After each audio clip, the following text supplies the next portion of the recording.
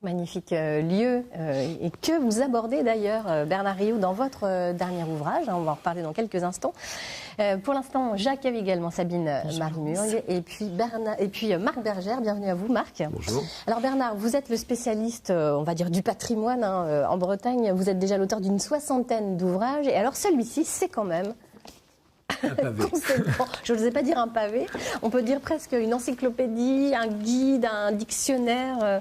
Dites-nous tout. 1200 lieux de légende en Bretagne, publié chez Coop Braze. Alors il y avait un précédent en 1966 qui a servi de référence pendant une soixantaine d'années, qui s'appelait le Guide de la Bretagne mystérieuse. C'était publié par monsieur Le Souezec. Oui, Gwenran Le Souezec aux éditions de Chou. D'accord. Vous vous êtes attaqué, vous, carrément à un monument, en fait.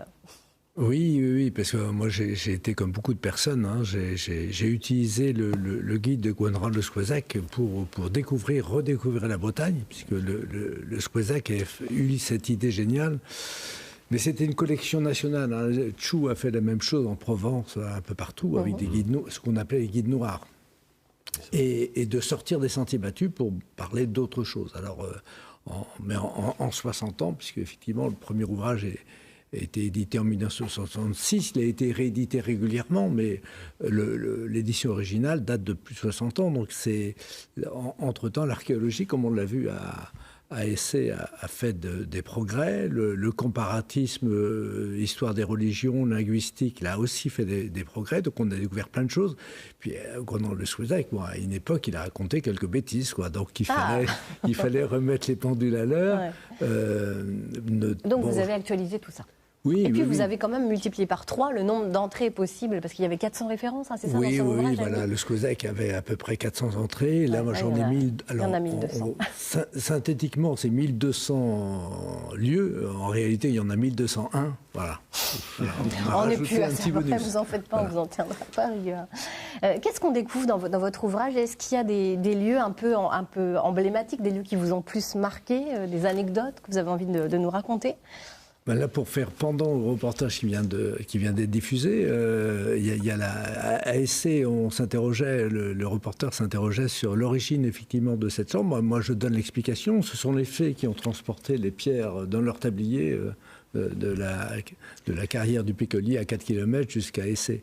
Et puis donc et on va retrouver une deuxième maison des fées à Tressé, toujours en Ille-et-Vilaine.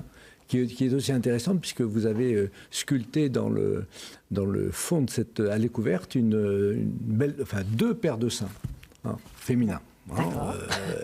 Et ce ne sont pas les seuls, on en a d'autres, à Comana notamment. Donc là, ce qui démontre qu'on a affaire à un culte matriciel, la déesse mère, qui a d'abord fait l'objet d'une dévotion dans les allées couvertes et qui va se prolonger pendant la période gallo-romaine, puisque les plus importants dépôts votifs de Vénus gallo-romaine ont été découverts dans des allées couvertes, notamment dans le grand cairn du Petit Mont à Arzon.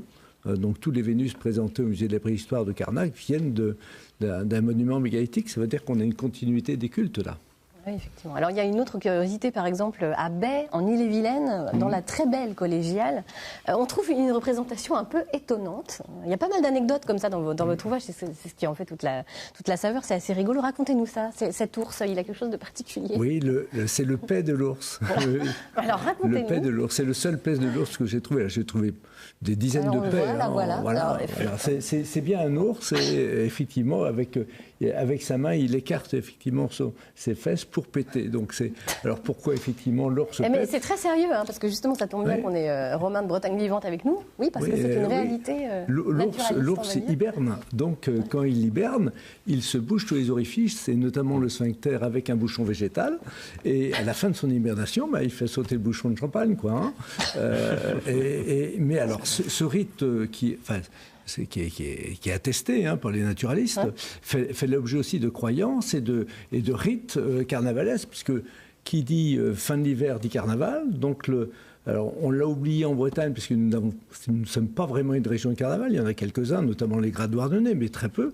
Et si on va en Ariège, dans les Pyrénées centrales, les Pyrénées atlantiques, vous avez toujours la fête de l'ours. Et que fait-on à la fête de l'ours? Eh bien, on pète et on souffle dans le cul de son voisin. Hein, donc, c'est des rites de souffle à cul, des rites de paix, qu'on va retrouver dans les églises en Bretagne, hein, sculptés sur les sablières. Et donc, le paix de l'ours, c'est la redevance. C'est la redevance. Alors, au Moyen-Âge, c'était les prostituées qui, le jour du carnaval, pétaient pour s'affranchir. Donc, un rite de purification. Le monde est à l'envers, hein, le roi est nu, c'est le fou qui devient roi. Enfin. Voilà. Vous faites les visites guidées aussi? Parce qu'on ne doit pas s'ennuyer avec vous. Bon, en tout cas, on retrouve toutes ces références, 1200 lieux de légende en Bretagne. Bernard Riault chez Copp Braise. Merci beaucoup d'être venu nous donner un avant-goût de tout ce qu'on peut trouver dans cet ouvrage vraiment remarquable. Merci à vous.